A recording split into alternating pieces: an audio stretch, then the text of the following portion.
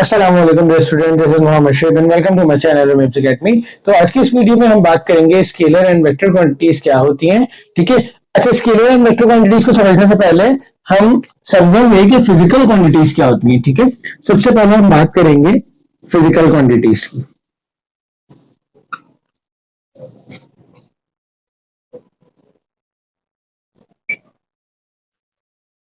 देखिए, physical quantities ना, physical basically कहते हैं जो हमें कोई चीज बजाहिर दिख रही होती है। ठीक है। अगर मैं बात करूं आपसे कि ये मेरे पास एक मार्कर है, ठीक है, आप इसकी प्रॉपर्टीज बताएं। प्रॉपर्टीज का मतलब इसकी खुसूसियात बताएं। ठीक है। और वो खुसूसियात कौन सी बतानी है? इसकी फिजिकल प्रॉपर्टीज बतानी है, इसकी जाहिरी खुसूसियात बतानी है।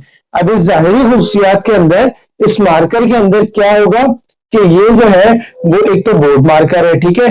ये white and green in colour है, ये सिलेंड्रिकल इन शेप है, इसकी हाइट इतनी है, लेंथ इतनी है, विड्थ इतनी है।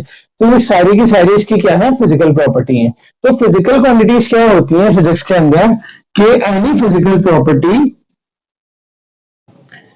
एनी फिजिकल प्रॉपर्टी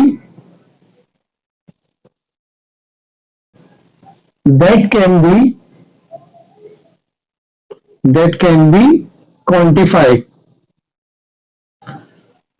ठीक है। क्वांटिफाइड का मतलब कि जिसको मेजर किया जा सके। ठीक है। दैट कैन बी मेजर्ड,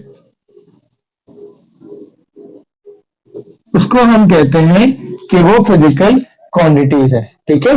जैसे मिसाल के तौर पे लेंथ हो गई, मास हो गया, टाइम हो गया, एक्सेलरेशन हो गया, फोर्स हो गया।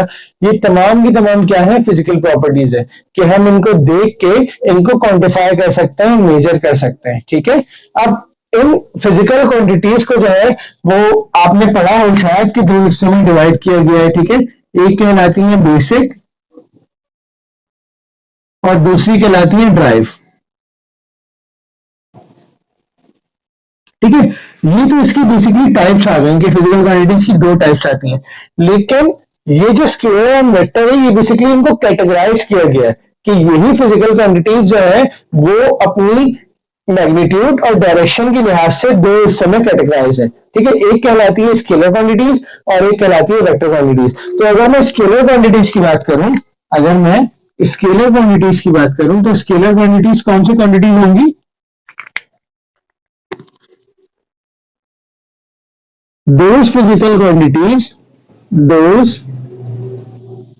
physical quantities that are completely specified by its magnitude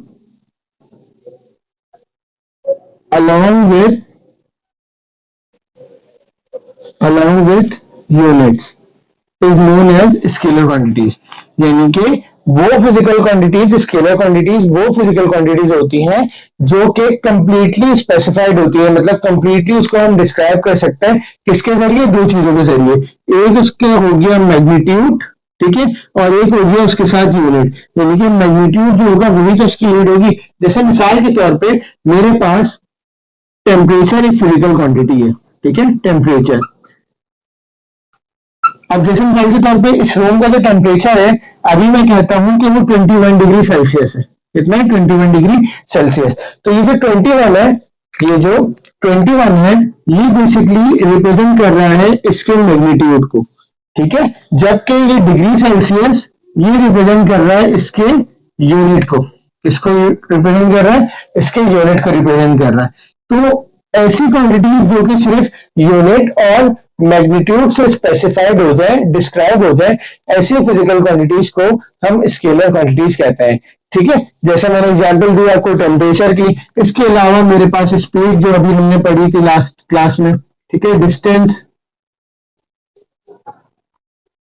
किसी बॉडी का मास, डेंसिटी, ये सारी की सारी एटसेट्रा। ये सारी की सारी क्या है, फिजिकल क्वांटिटीज है। कौन सी फिजिकल क्वांटिटी है, स्केलर क्वांटिटीज है।